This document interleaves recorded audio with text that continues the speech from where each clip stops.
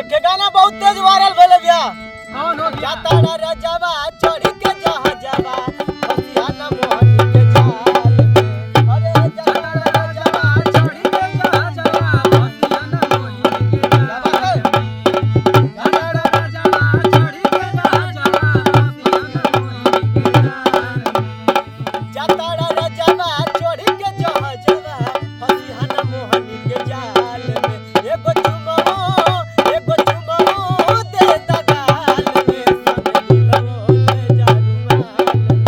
एगो चुमाओ ले जगाल में संग दिलवो ले जा रुमाल में। एगो चुमाओ दे दगाल में संग दिलवो ले जा रुमाल में।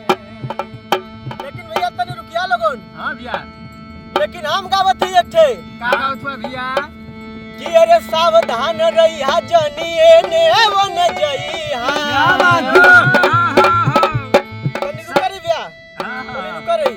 अरे सावधान रहिया जनिए ने वन जइहा।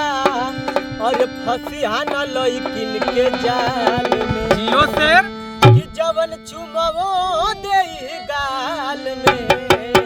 रुकरी बिया तनी कि जवन चुमवो देई गाल में उहे काट काट भरी कंडाल में।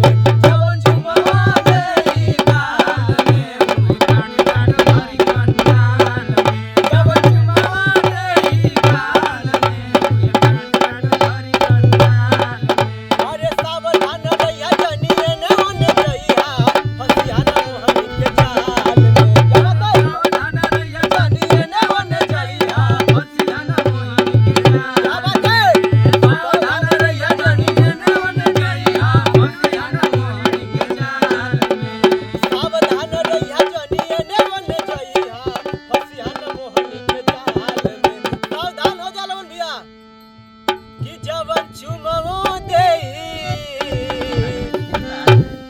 कि जवन चुमवो देई गाल में उ त काट